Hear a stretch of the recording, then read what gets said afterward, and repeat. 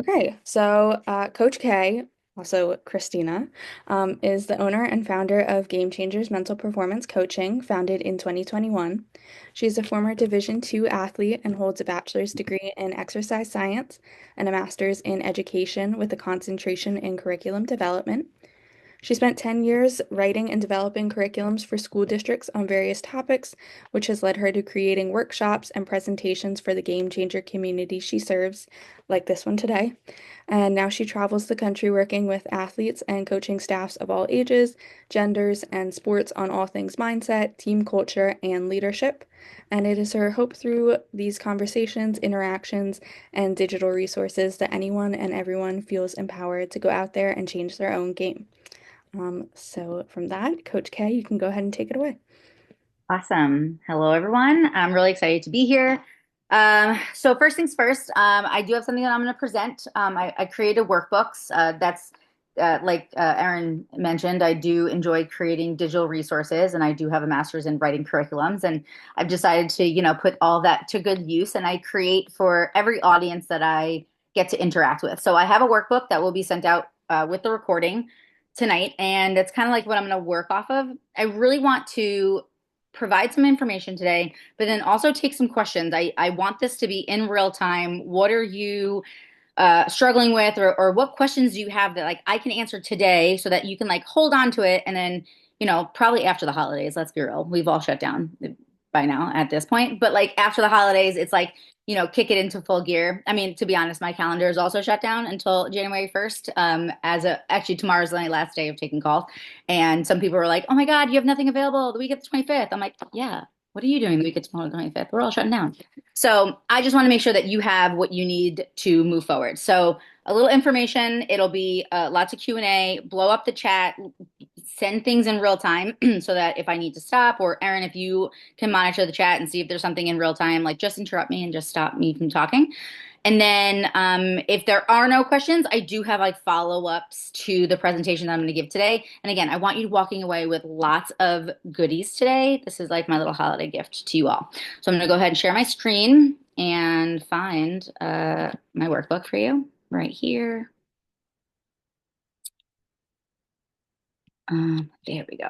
Okay, so first and foremost, that QR code, if you want to go ahead and scan it, that just brings you to all things me. So my socials, a lot of podcast episodes that I've been a guest on, some YouTubes, or some online creative, digital, whatever's. Basically, it's like my link tree. And I will say that as of right now, my only form of social media is Instagram. I do pump out a ton of free content. So if you're not following me yet, please go ahead and follow me over on Instagram. My handle is at Game Changers with 3 underscores underneath it. And yeah, today we're going to talk a lot about the this whole concept of reacting versus responding to the things that trigger us. And I think what's most important here is to just make it aware that like every single human being walking this earth is and will forever be triggered by things. And there are good triggers and there are bad triggers. And I think the thing as us coaches, what we really want to do is, first of all, identify that within ourselves so that when we're triggered, we know how to handle ourselves, but then also help our athletes identify when they're triggered, how to help themselves. I will also say, that the word trigger is often very triggering for some people, or the word trigger, it invokes some sort of immature response amongst younger athletes. A lot of laughing, a lot of discomfort, and I've noticed that through all the interactions I've had with the many athletes that I've worked with over the last few years. So when I talk about triggers, when I'm introing it, I like to paint a little picture and change the word trigger to the word lion.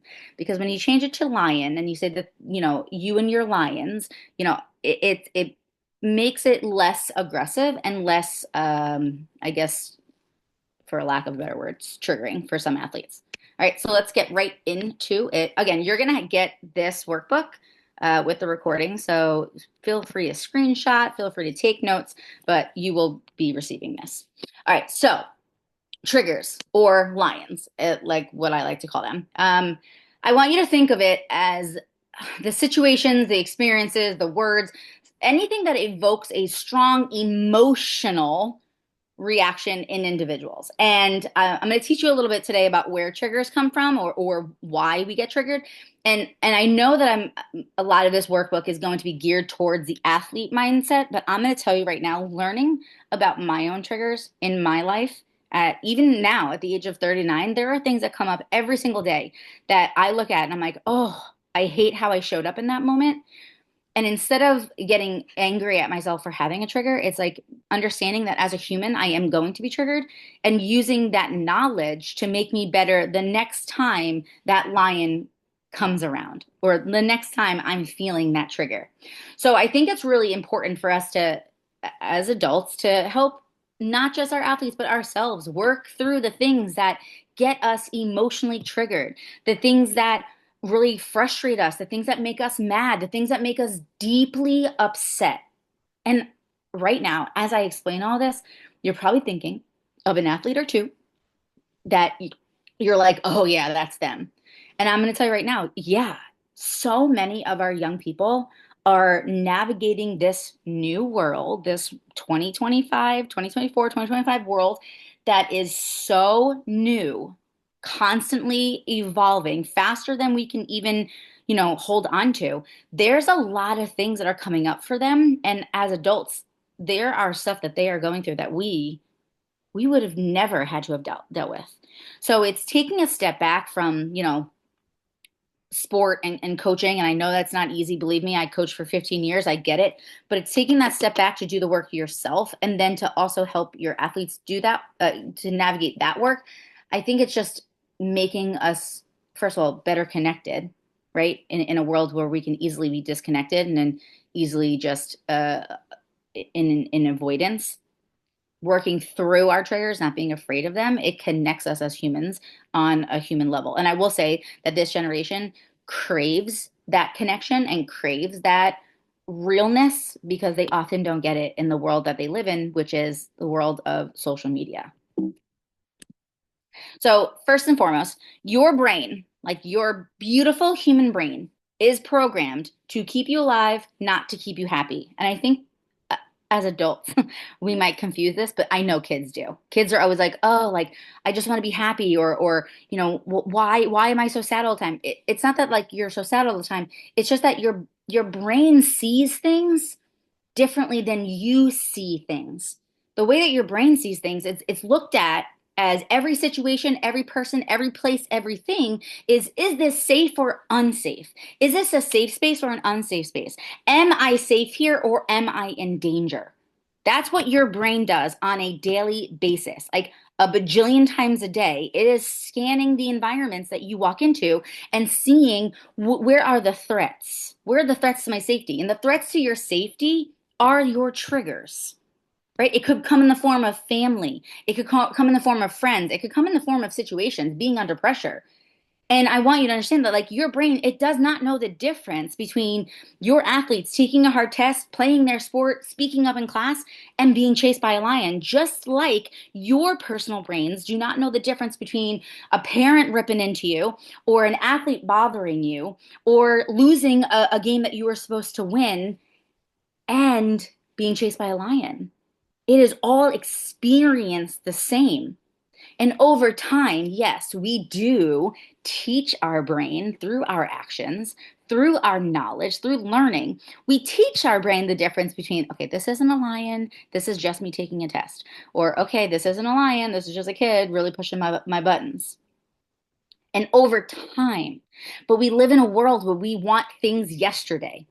So the process that it takes for your brain to learn new information is a long one. And unfortunately, we are becoming programmed to want things immediately and not see it as something that we're working towards or something that we're going to, learn eventually.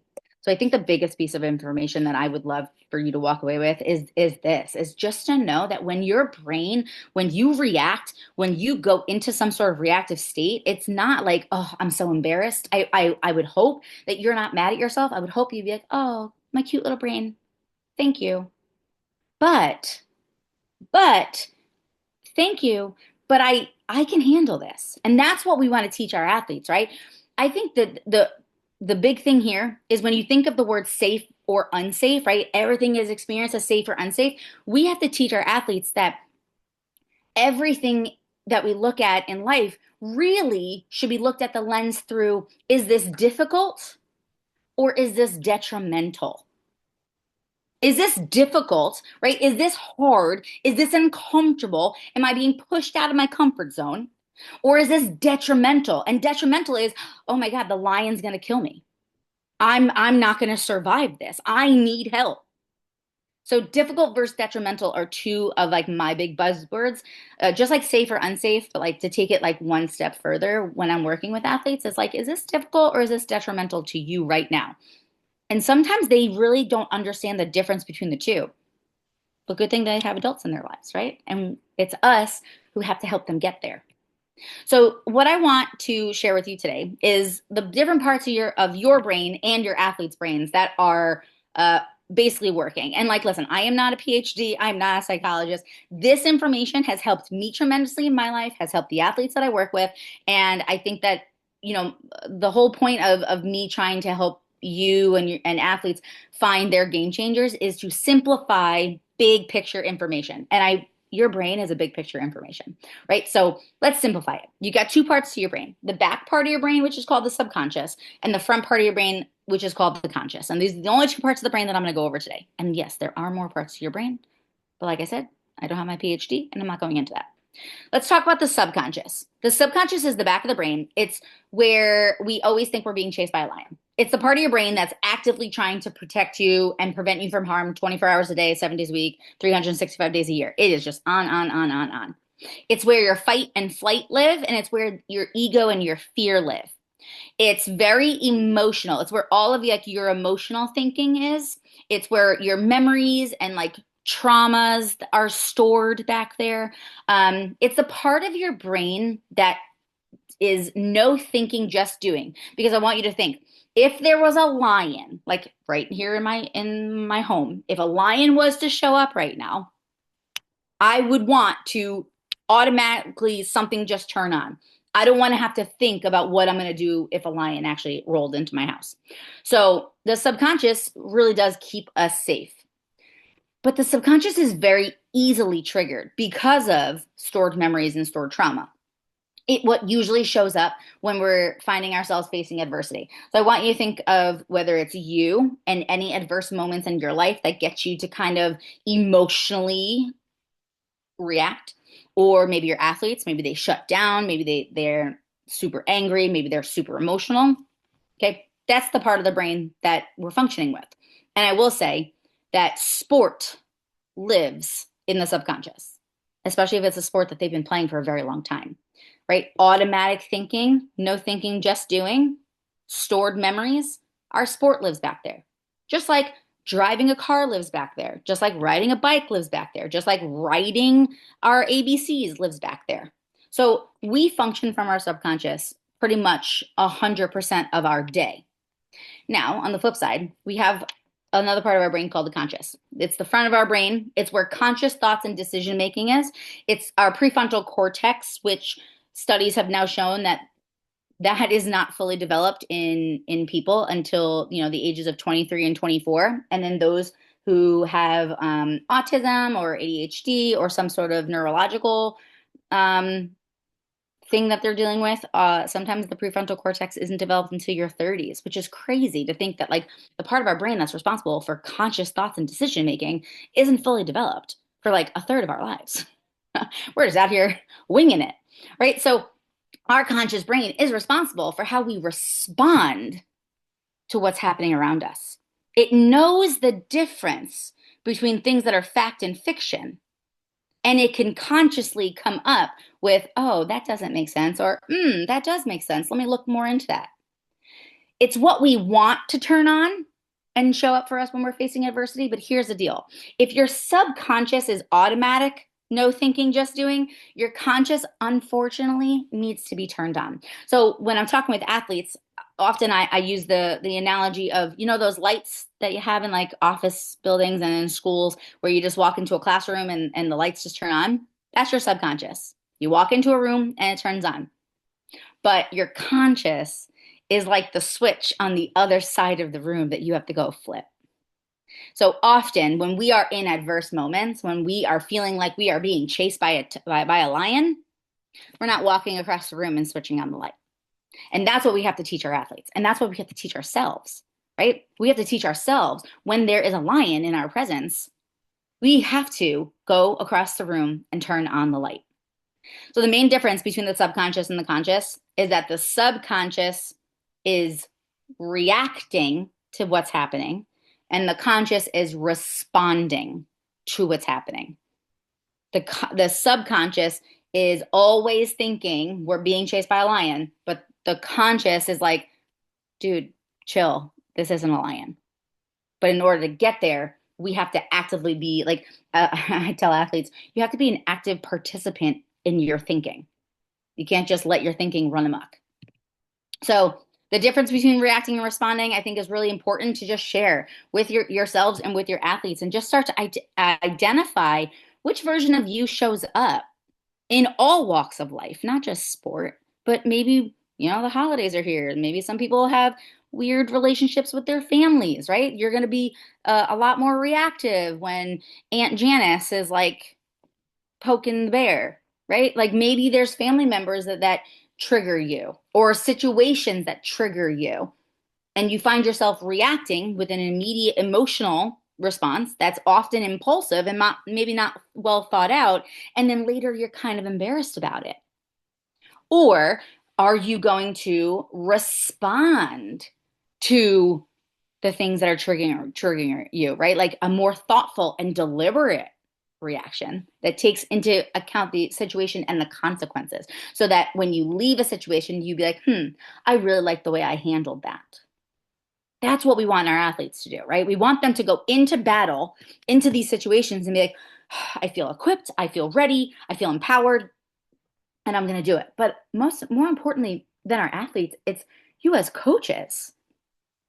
Are you showing up as the version of you that you are proud of? I don't I used to say that your conscious responding version of you is like you at your best, and your reacting subconscious version of you is you at your worst. I used to say that. And now I've even gotten into the habit of not thinking that either one of these is bad, because they're both it's natural to react. It's natural to react to the lion.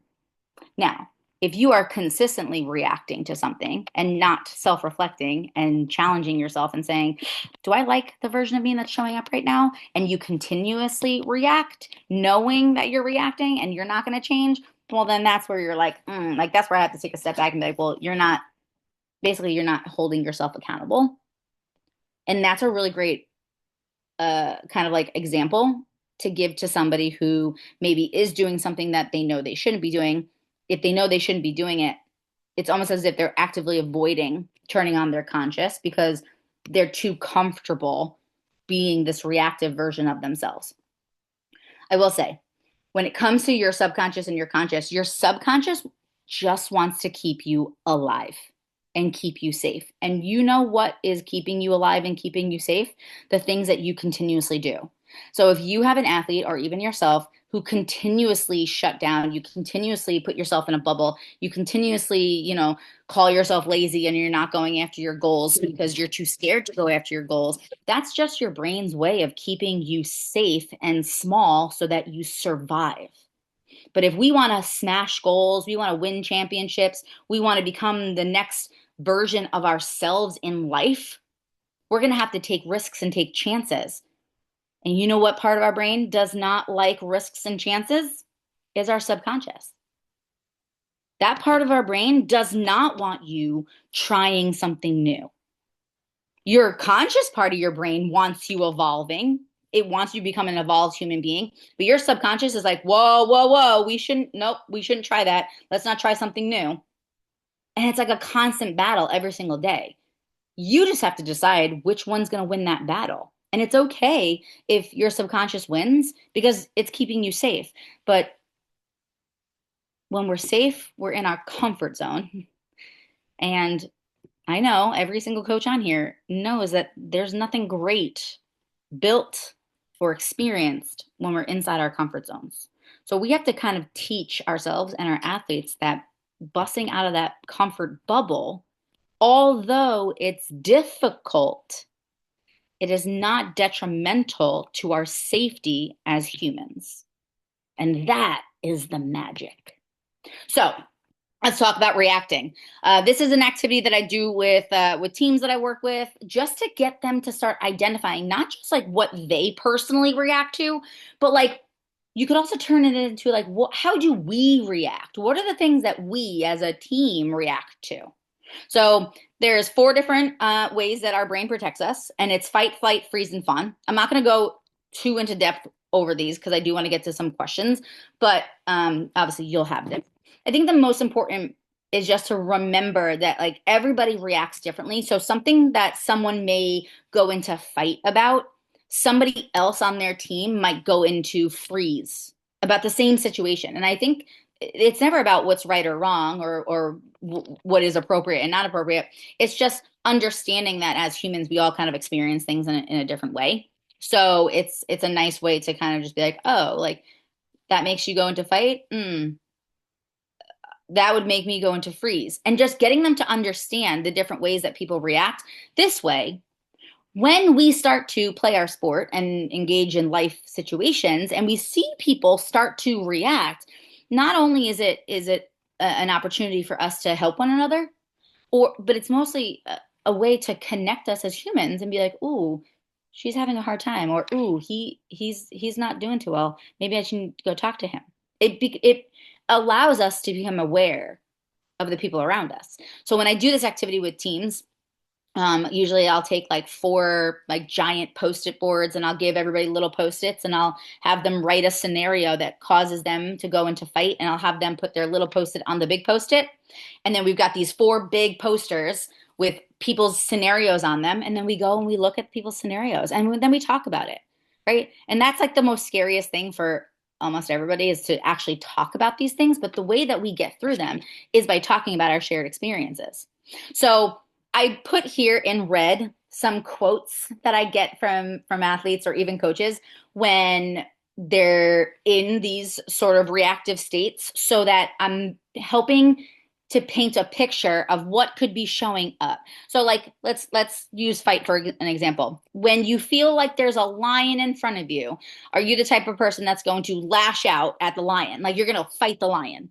Well, that is usually happens when we get into like verbal or physical arguments, when we feel like we're being attacked. And honestly, a lot of people in like authoritative figures who don't like to be challenged feel they show up in this fight, ego, argumentative, reactive state when somebody, questions them. So sometimes it's like, who do they think they are? I'm not listening to them. Or it could be like, I'm in danger and I need to take care of things, right? Like, is that the version of you that shows up? Or are there some situations that cause you to do the opposite? Flight, you run away. There's a lion in front of you, and you're like, I'm out of here. Honestly, that would probably be me, like just out the back door real fast. But flight happens when we feel very unsure of ourselves or our environment, and we're like very aware of social status, right? So, like, what if they don't like me? Or like, I can't do that. I won't even try. That's a big one too, right? Like, and again, it's challenging your athletes to try something new. And if they see mistakes and failing as like a huge trigger, as a huge fear, then they're not even going to try to do it, right? Because their brain's going to be like, whoa, whoa, whoa, nope, nope. If you fail, if you fall on your ass on this, everyone's going to make fun of you. Or if you make a mistake, coach is going to rip you out of the game. So don't even try it. And that's what their brains are thinking. So their brain's not going to put themselves in an unsafe situation. I just realized this black bar is probably covering the bottom. So I'll just lift it up real quick. Freeze. This one's a huge one for a lot of athletes. I just choke under pressure. Or my favorite, I don't know why I can do it in practice and not in games. Oh, I know why you can do it in practice and not in games. Practice is more predictable. Practice is safer. You know what's going to happen. If you don't get it right in the first time, there's like 2, 3, 4, 17, 21 different times that you can do it in practice to get it right. But in a game, you got one shot. In a game, it's unpredictable. There's so many factors. So yeah, if kids freeze, they freeze on the line. They freeze at the free throw line. They freeze on the eight, right? They freeze and watch strike three. Of course, it's because in that moment they don't feel safe. They're unsure of what to do. And then fawn is one that often nobody knows about. I think it's becoming a little bit more mainstreamed, but like almost every team that I work with, I always have people. Maybe I'll have like one kid on the team who's ever heard of fawn. Fawn is like when you are not sure of yourself, but very aware of the surroundings, and you kind of conform to what the group wants. And it's a form of backing down or even gaslighting yourself, right? Like if you have a really great idea and you share your idea with everybody and people shut it down and then you're like, oh yeah, that was stupid, never mind. Well, if you really like the idea, why are you calling it stupid? So this happens a lot, teams, mostly female teams. And then again, in social settings, but it can also happen amongst coaching staffs, right? If you're an assistant coach and you have an idea and your head coach shoots you down, or you're a head coach and you have a really great idea and your AD shoots you down, and then you have to like pretend like you didn't really want to do it in the first place. That's a form of you reacting to keep yourself safe in that situation. So on the flip side, if we don't want to react, if we don't want to go into fight, flight, freeze, or fawn, how do we want to respond instead? So in order to turn on our conscious brain, I like to encourage athletes to think of conscious brain activities that they can do when you're facing your lion, not if. Let's take that word if out of our heads, right? Because it's not if I'm going to be triggered today. It's like, when am I going to be triggered today? It's like, what is going to come and throw me for a loop? And when you start to identify your triggers, you can be like, okay, when this lion is in front of me, this is what I want to do. And it's say, think, read, or do. All right. And these are 4 different conscious brain activity things that you can do in the moment. So saying and thinking, creating that go-to response that will help you during tough times. Something that you can say out loud or think to yourself inside your head. It could be an I statement. I am, I have, I will, I believe. It could be just a word like faith or focus or breathe. It could be a quote or a mantra or a team saying, right? Anything that's going to kind of snap you out of that reactive mindset. Because here's the thing, our subconscious and our conscious can never think at the same time. So one of them will always be overriding the other. And because we know that our subconscious is automatic and our conscious is, we got to flip the switch, our subconscious is going to automatically show up. So if we want to calm the subconscious down and open up our conscious thinking, we have to kind of think saying something or thinking something is like walking across the room and turning on the switch.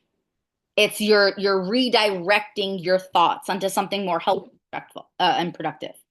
You can go one step further. I encourage every athlete I work with, even coaches, to take a Sharpie and Sharpie your saying somewhere that you're going to see it when you're in adversity. So if you often have lions out on the field or on the court or on the ice, then you should be writing what you want to say and think on your equipment. Or take that Sharpie, tape your wrist, and write it right on the tape. As a softball player in college, I was a Division II college pitcher. For 4 years, I would write the word faith on my softball glove, on the toe of my shoe, and on the barrel of my bat. And I did that for 4 years. And the word faith to me, it's not in the religious sense. From a very, very young age, my dad was a big keep the faith guy. I would always kind of instill in me that, like, hey, if you don't have faith in yourself, why should your coach keep you in that game? If you don't have faith in yourself, why should your team have faith in you? Right? So it's like it was always like I am in control, like this is my mind. So that word faith really kind of honed me in, and it really brought me back to the present moment. And that's what say, think, read, and do is supposed to help you with, is bringing you back to that present moment. Because when we are reacting, our subconscious is thinking of past memories and past traumas that have made us emotional, right? It's where all of our it's like all, it's like where the past lives. But like we want to be in the present moment. So by thinking or saying something or even reading something, it's we're walking across the room, we're flipping on the switch, and we're reminding ourselves that we are right here in this moment. And sometimes the reading part, I want you to think like your eyeballs are connected directly to your conscious brain. So whatever we see, we take in immediately. So on your equipment, on your shoes, on your wrist, wherever you want. I will say I have a coach who I worked with a few years back who was very reactive on the sideline. He was what we would call a clipboard thrower. Love him to death, but he was very reactive. And it downward spiraled to his team, and his team was very reactive to things that weren't going their way, like ref calls or something that the other team was doing. And he brought me in to work with his team on being less reactive. And after one game, I watched and I said, they're feeding off of you. I could talk to them all day long, but if you don't change, like they're not gonna see the need to change. So for him, it was taking a post-it and putting it on his clipboard. And anytime that he felt the need to throw his clipboard, he had to challenge himself to write on the post-it instead. And I can tell you, it did work out for him over time. It took about a season. But that post-it on that clipboard became like an integral part of his halftime talk. And he threw less clipboards. I won't say he stopped throwing clipboards, but he threw less, which again made his team a little bit more aware. And I will say that they were more concerned with what was on his post-it at halftime than they were about the calls that they weren't getting, which I think is a really great mindset. But we have to turn it on in order to get to that space where we're going to have those aha moments.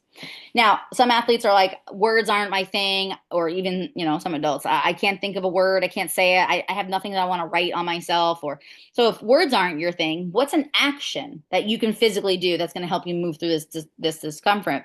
Because an action, you have to physically think about it, right? I have to physically think about it. I was somebody who used to rub her fingers together, like when I was in the mound when I was pitching. I'm somebody who likes to have something in my hand when I'm doing presentations and workshops because I do get a little triggered by my own insecurities when I'm like on a big stage talking to people. So I like to have something in my hand that I can rub or I can squeeze. Again, it's something that I can physically do to remind myself that I am in this present moment. Like, don't think of the past. The future is not here yet. Like, let's focus on right here, right now. So taking a breath, clapping your hands, squeezing your equipment, tucking in your shirt, bending down to tie your shoes are all actions that an athlete or a coach can do in the moment where, oh my goodness, there's a lion here. I'm feeling myself start to react. Oh, let me just take that quick break. And what it comes down to is that say, think, read, and do. I'm really just trying to trick you to take that break, to break from the thinking that you're being attacked by a lion so that your conscious brain has the opportunity to wake up and turn on. So there's two different activities I kind of want to leave you with before I go into some questions here, if we have any questions. This is something that I give to all the athletes that I work with is just an easy way to kind of start navigating the whole reacting versus responding thing, writing down the things that make them react, and then writing down how they would rather show up in that moment instead. How do you want to respond instead? And same thing goes for coaches. Like, who's the kid that makes you mad, or who's the admin that gets under your skin, or it's what are the things that make you emotional, all right, and emotional in a way that you don't love the version of you that's showing up. It's not that you don't like that version. Let's get away from that. It's just that you're just not totally in love with how you're being portrayed in that moment. Those are the moments that I really want you to think about. All right, so here are just some examples, and I've given you a blank copy in your workbook in case you want to photocopy this and use it for yourself. The next thing that I would say is a little bit more in depth is once we talk about triggers, having you, your athlete, and your team come up with trigger responses. All right, so how do we want to respond when our triggers are coming at us? So I use this acronym TAB, TAAB. TAB is a slang word for checking in on somebody or checking in on yourself. So like if I was coming to scout you, I'd be like, oh, I'm taking tabs on them. So with this acronym, I want you to take a tab on yourself. And sometimes when you create like a ritual or a response, it really helps kind of like give an athlete or give yourself a couple of steps to do chronological order so that over time the steps just become something that you do, right? We all know that as coaches, right? We learn, we break plays down, we break skills down, and then over time they just happen. Same thing goes with some sort of trigger response or I have some teams that call this trigger rituals. It's whatever you want to talk, whatever you want to call it. So triggers, you have to identify what triggers you. You have to identify the lions in your life. So whoever it is, whatever it is, identify those triggers and then just be aware of them. Be aware of when you're shutting down. Be aware of when you're fighting back. Be aware of when you're freezing. Then you're going to just think, say, redo, and you're going to go action, affirm, action, and breathe. All right. What's a statement? What's something you can do? And then can you just take that breath? And this little ritual can help an individual, it could help a team get through the things that are sent to disrupt your peace. All right. I think it's really important to know that you don't have to do all of these steps, right? You don't have to affirm, have an action, and take a breath. Sometimes the breath is the thing that you're going to think about. Maybe you're going to say, take a breath. Maybe you're going to write the word breathe on your wrist, or maybe it's just the action of breathing. All of these things are conscious brain activity, and that's what we're trying to tap into here. So if you're an athlete and you're like, this is too many steps, pick one. It's yours, right? I'm not here to tell you that this is like the be all end all or this is the only way to do it. I'm here to say this is a step in the right direction. So I think it's, again, I'm sorry that the bottom is cut off a little bit. Again, just maybe it's pulling your team in and getting them to take that breath together. How many times does you call a timeout or you bring your team in and everyone's huffing and puffing? And when you're huffing and puffing, like your brain isn't thinking, oh, let me listen to coach. Like the brain's thinking like, oh my God, I need oxygen. We're going to die. So it's, can you settle everyone, including yourself, get everybody with our conscious brain open? Because I can tell you right now that 98% of the time that you're talking to your athletes, their brains are in survival mode and they are not thinking about what you're saying. They're thinking about how to keep themselves safe in that moment. So if we could do something before we start speaking, it's like we can just kind of like get everybody on that same page, get everyone back into the same present moment. So I gave there's a blank one for individuals, and then there's a blank one for teams. And sometimes I like to sit with teams and do this by position. So whether you want to have like, this is obviously my wording is probably for like field hockey or lacrosse right here, but any team can do this. It's getting your athletes to sit together and say, okay, what makes us mad? What makes us sad? What makes us frustrated? And then getting them to go through, okay, when this trigger shows up, when we are facing this lion, what are we going to do when we are feeling the feels? And then it's getting them to come up with a solution on their own. And I will say, when you first start doing this, it's really almost impossible to have it just show up automatically, like, when you're going through adversity. I will say this gives your sideline players, your bench players, your injured players, this gives them a lot of an opportunity for a little bit more purpose, because think about who in the middle of a physical activity game, like who, or game or meet or whatever the sport you coach is, think about who's thinking from their subconscious and who's thinking from their conscious. And usually the people that are not in immediate danger, which is like, physical activity, are the ones who can think a little bit clearer. So it's having them be there on the sideline or, in the huddle. It's having them be the reminders of, okay, hey, we got to take a tab. Because sometimes when you're on the field or you're on the court or you're in it, even though like, you want to do something else, your subconscious is going to fight to try to protect you at all costs. So it's giving other athletes an opportunity to kind of like get engaged and to kind of just be a little bit more involved.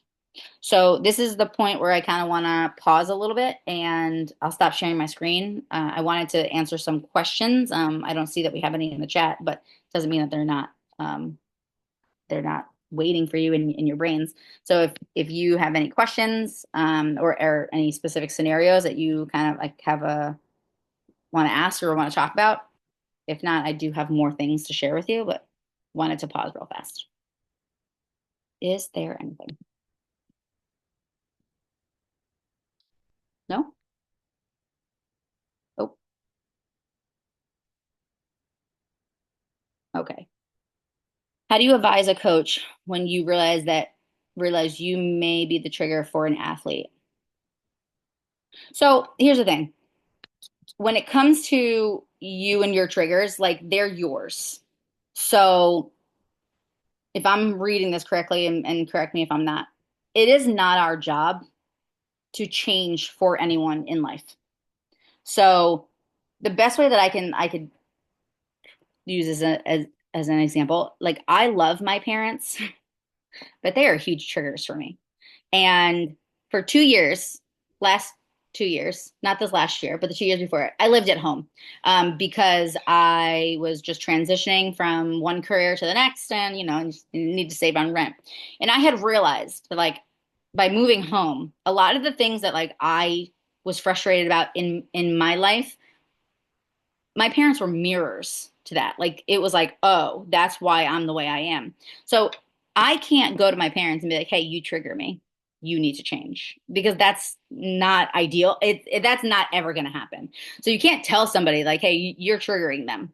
So it's almost as if the person who's being triggered is their responsibility to think about how am I going to work through this trigger. So like it's not that I'm never going to go home or never talk to my parents. It's just that I have certain things that I do to keep myself in a calm state of mind when I'm interacting with them and I'm feeling triggered. So if you feel like an athlete is being triggered by a coach, you could bring it up to a coach if they're open to that kind of conversation. But if you know that they are not open to that kind of conversation, it's more of, hey, athlete, I realize or I have noticed that during these situations, you tend to, and then it's helping them navigate, okay, so when this is happening, what could we do? What can I help you with to get you to move through it? Because the thing is, triggers never go away. It's like negativity. It's out there in life. And the older you get, the more things that start to trigger you. So it's you learning how to work with them, what to do about them, and just to be prepared for them. I think is the biggest piece of advice I could give you on that one. How do you bring up a trigger to an athlete that maybe you notice in them from what they tell you, what you see, but they are not yet aware of, and ultimately it needs to come from them to learn? You answered your own question. It's so frustrating to see an athlete self-destruct. It is so disheartening that knowing that you just want to get through to them, and sometimes you can't. You can't save everybody. All you can do as a coach is make them aware, have honest conversations, sit down and provide the data, right? Is it something that they can see on film? Is it something to do with like a percentage with like some of their stats? If it's not, if you don't have that kind of open relationship, they're not going to listen. Then they're not even going to be willing and aware and want to do the work. But if you can provide them, say like, hey, I've noticed that whenever this happens, you do this and it's starting to affect this. Sometimes it's like we got to, as adults, we have to tap into that analytical mind, that conscious mind and be like, this is hurting you or this is hurting us. And unfortunately, you're not going to get through to everybody. And I think that as coaches, we have to understand that and we have to be able to take that breath and know that I can only, it's, you can't, you can lead a horse to water. You could scoop the water into a cup. You can hold the cup in front of their mouth, but you cannot get them to drink the water if they don't want to drink the water. But as a coach, it's like, am I doing everything that I can? And if you are, take a deep breath and move on because there's somebody else on that team that maybe wants to work and wants to change. And because you're so focused on one person, we're missing some other people. So it's just to know when to take a step back. You're always there for them and like make that aware and make that known. But at the end of the day, you can't change people. We have used words and actions on the arms and for games, but the girls don't actually seem to use them. Any advice to get them to use it? I am thinking maybe we need it in practice or a way to practice it. So, my experience with when athletes are using words and they're not really using them, it's because they haven't bought into it. They don't really understand why.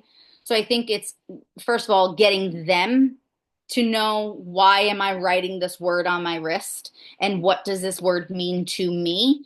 Because a lot of times, like when teams have team sayings, if you don't resonate with that team saying, if it doesn't invoke some sort of emotional reaction within you, then it's just words. And at the end of the day, words without meaning is just noise. And life is already pretty noisy. So it's like, am I adding to the noise? Am I adding to this chaos?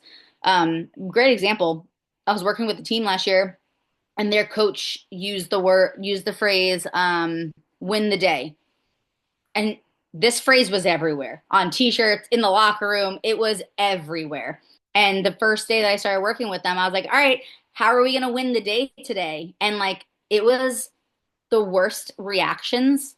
I eyes were rolling. I got huffs. I got groans. I got one kid that was like, oh, you too? And I was like, whoa, that's not what we're going to do here. I was like, what's the deal? And through conversation, it's just that this word has been like shoved down their throats so much, or this phrase, that none of them connected with it.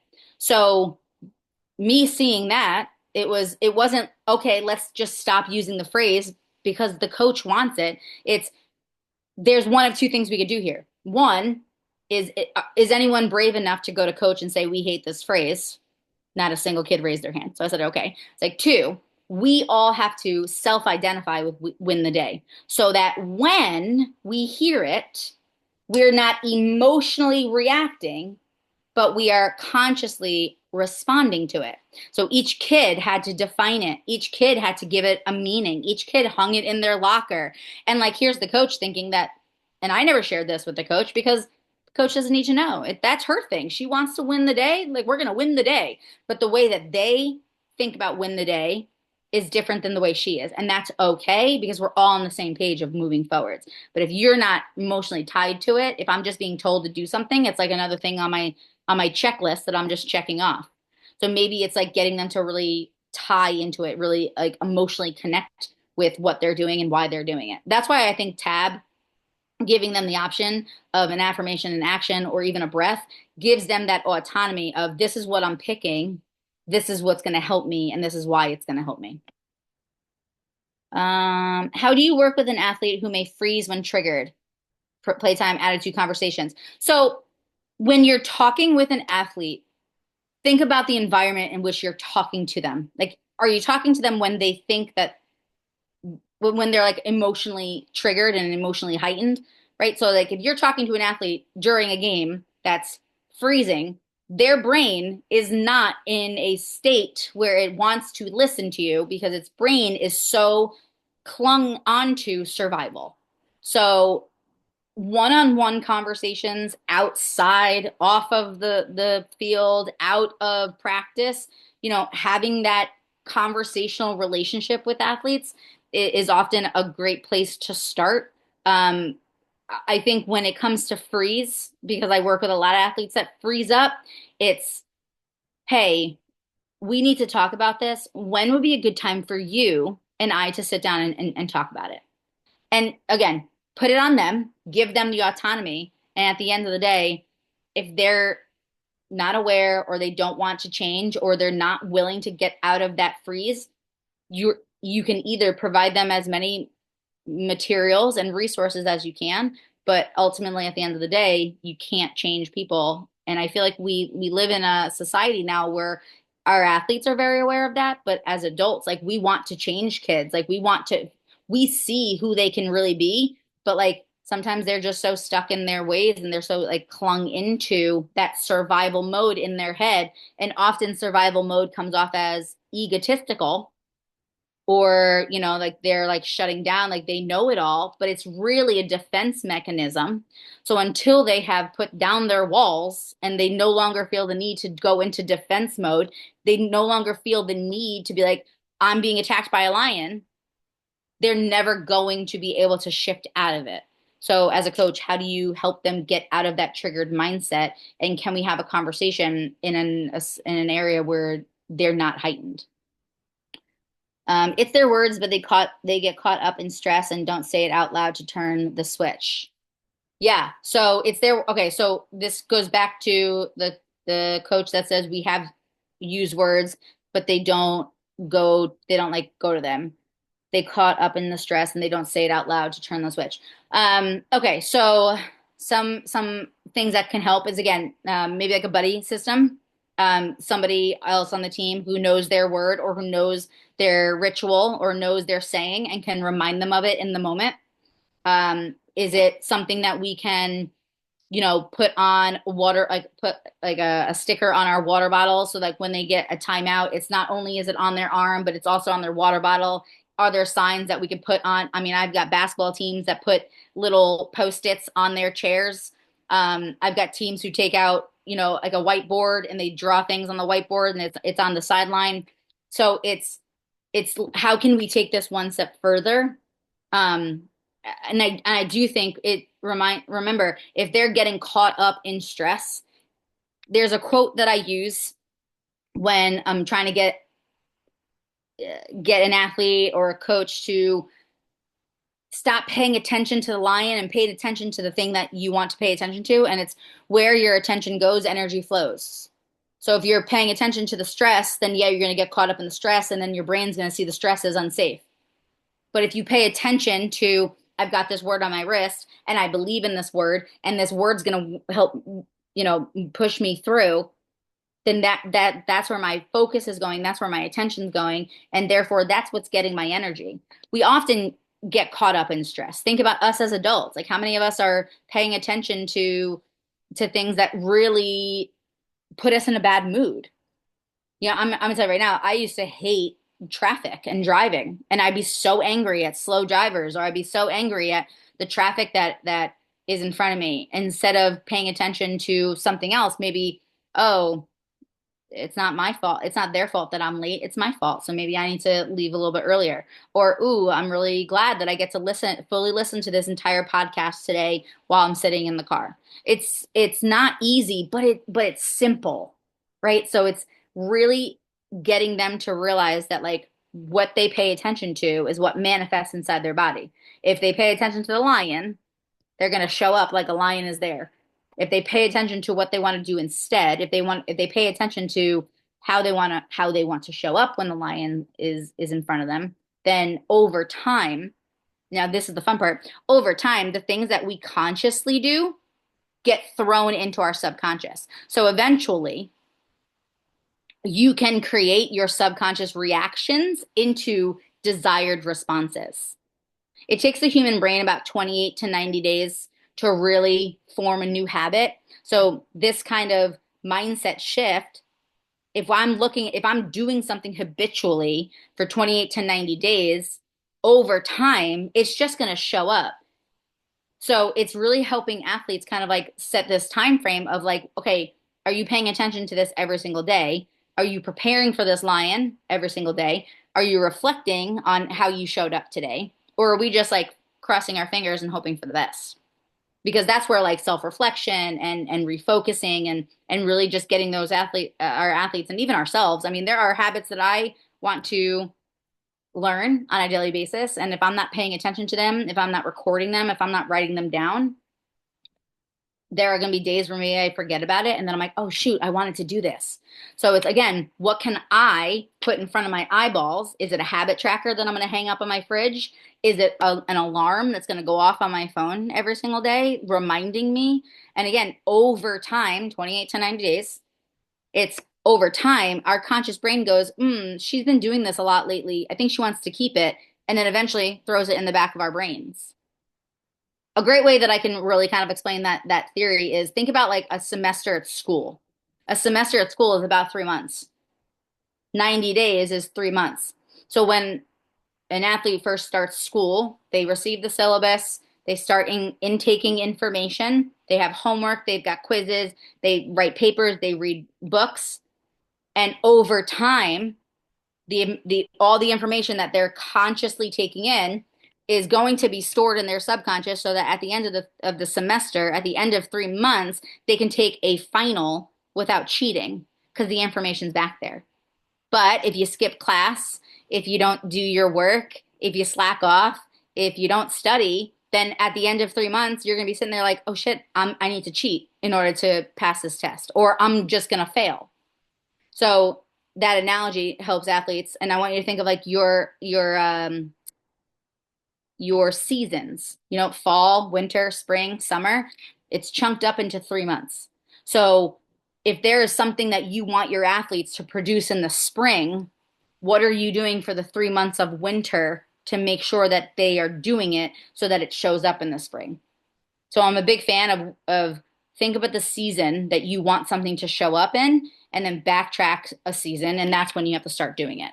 Because we all know that day one of practice, if you give a new play, it's going to take some time. It's going to take daily work to learn that play and for it to show up. And it's not going to be great in the beginning of the season, but it might be dynamite by the end of that season.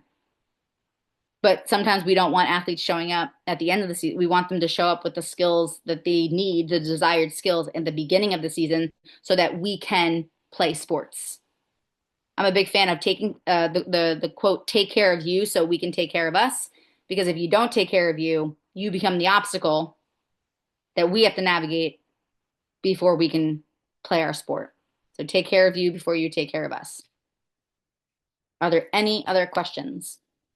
There's a few more little pages I kind of want to blow through in this workbook to give you kind of like next steps. So I know we might be running a little over time. Sorry, Erin, but I'll blow through it. Okay. So what I always like to give is I like to give next steps. So this is obviously like step one is just identifying your triggers, whether you call them triggers or lions, whatever you want to do, and really kind of getting your athletes to work through it. So the next page for a few pages of this workbook are just ways to enhance that or ways to, okay, we know our triggers and like what's that next step. So here's some self-talk starters. I'm a big fan of self-talk, whether it's really simple, like I am confident, or really in depth to I am not going to dwell on my mistakes, rather learn from them quick and move forward. It's the words that we say to ourselves every single day that consciously over time will become our subconscious thoughts. So if you want to automatically think I am capable of handling whatever the day throws at me, then for 28 to 90 days, I am capable of handling whatever the day throws at me should be something that you consciously say to yourself, consciously read, consciously write, something that you are looking at every single day. And I gave you a blank page in case you wanted to print it out. And I have a lot of teams that hang this in their individual lockers. Here's a really great way to kind of think about, shifting your thoughts on the things that trigger you. Sometimes it's really impossible for some human brains to go from negative to positive because your brain doesn't believe it, because your brain's like, no, we're still unsafe. We're still being chased by a lion. So if an athlete's like, I can't do anything right today, and then you're like, hey, you got the next one, and their brain's like, yeah, but you don't because you suck, right? That's what their brains are thinking because they're like, well, well, who, how do I know I'm going to get the next one? So instead of going right to positive, it's like, what's a neutral fact that you can say that your brain is not going to be able to argue with because it's a fact. And when you start speaking facts, your conscious brain, that's like, ooh, that's my jam. Like, yeah, let me grab onto that. So I can't do anything right today. Maybe the neutral fact is I need to take a step away and come back focusing on what I can do. All right, maybe it's I can't do anything right today, but you know what? I am working really hard and I'm gonna get it. Right? It's shifting their thoughts into something a little bit more neutral, a little bit more helpful than maybe unrealistic and hurtful. Okay, gave you that. I will say that the what ifs that we think on a daily basis, those are lions. Those are triggers, right? What if I make a mistake? Boom, mistake's the trigger. Trigger. What if I fail? Boom, failing's the trigger. What if they're mad at me? Boom, disappointing others is my trigger. So taking the what if out and inserting today when. Just prepare. Prepare for your triggers. So instead of saying, what if I make a mistake, say today when I make a mistake. And then get your conscious brain to fill in those dot dot dots. You can use an I statement, I will, I can, I want to, I am. What is the response that you want to do? And this is a great reflective activity. This is a great paper pencil activity. This is a great talk aloud activity. But if we're not if we're not making our athletes do this, they are not doing it on their, weekends off. They are not doing this in their dorm rooms, right? So even if you provided them with this, only like a third of your athletes would even take this as an opportunity. So it's how do us as coaches, how do we shift them out of the what if mindset into the when mindset, right? Just prepare for the failure, prepare for people being mad at you. What if I disagree with coach? Okay, when you disagree with me, what are you going to do when you disagree with me? Are you going to shut down? Are you going to fight back? Are you going to cry? Or are you going to schedule a one-on-one session with me so that we can talk in my office? And that's like black and white right there. Give them the autonomy of how to handle situations that scare them. And then I think a really important thing to also remember is that just because of what if is in your head doesn't mean it's going to happen. So sometimes you have to challenge those what ifs with I won't, right? Especially if, what is a mistake? If you see a mistake as a roadblock, then that's what you're going to see. But if you see a mistake as an opportunity to learn, if you see a mistake as a stepping stone to success, all right, I won't make a mistake because a mistake isn't real. A mistake is just helping me learn what not to do. But get them to start thinking about these things. As adults, we can't be telling them this. I always like to start with like a little sentence starter for athletes, but I really want them to start molding it in their head of how they want to show up. How do I want to respond? If and when and or even if the won't, even if it's false, let them become aware. Let them become aware of those things. And it won't happen right away for everybody. Remember, the prefrontal cortex is not fully developed in most adults until 23, 24. Not many of us are coaching 23 and 24-year-olds. So they might not have those aha, turning on the light switch moments until they're way out of your programs. And that's just life. So we have to be okay with that. But as adults, if we could do everything in our power to help them navigate these thoughts, then we are providing them with that knowledge to go off and do great things when they leave us. So this one. Last is this is great for like watching film. This is great for reflecting, just sitting together with your teammates or sitting together with your positions and just think about the triggers, think about the lions, think about what just happened. What just happened, and then what can we do about it next? This is a great way, to start planning for practice, after a big loss, is find those moments of what we want to change about what we did, and how can we implement them into what we do next, right? So again, going back to where your attention goes, energy flows. If we're just frustrated about the mistake, the loss, the reaction, we're like, it's like we're festering in our frustration. But if we can think about, okay, what can I do next? What can we do about it? Right? Okay, this mistake just happened. What am I going to do next time? Next time that this situation presents itself, how do I want to show up instead?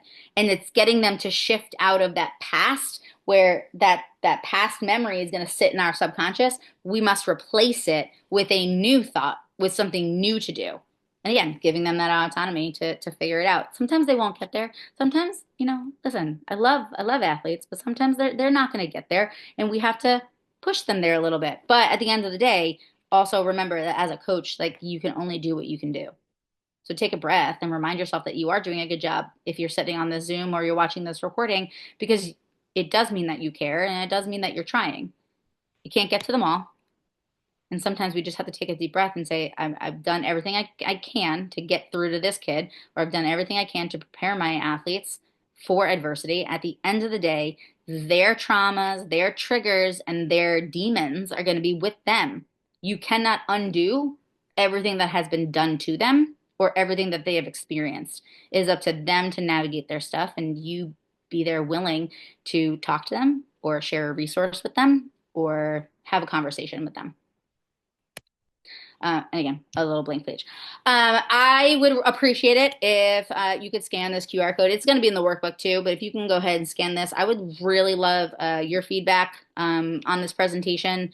I do appreciate, any sort of feedback that I get. I'll leave this up for a couple more seconds, but that's all I have for you today. I hope that you are walking away with something that you are excited to use. And if you have any questions, please reach out to me on social media or book a consultation call in 2025 so that I can help you navigate these conversations with your athletes.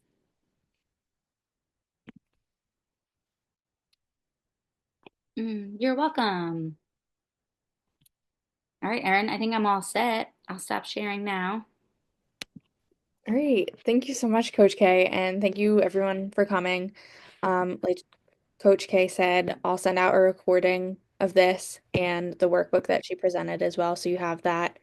And if you want more resources, you can follow the Hidden Opponent on Instagram and Coach K at Game Changers on Instagram for everything mental health and mental performance and coaches and professionals related. But thank you all for coming. Thanks, everyone.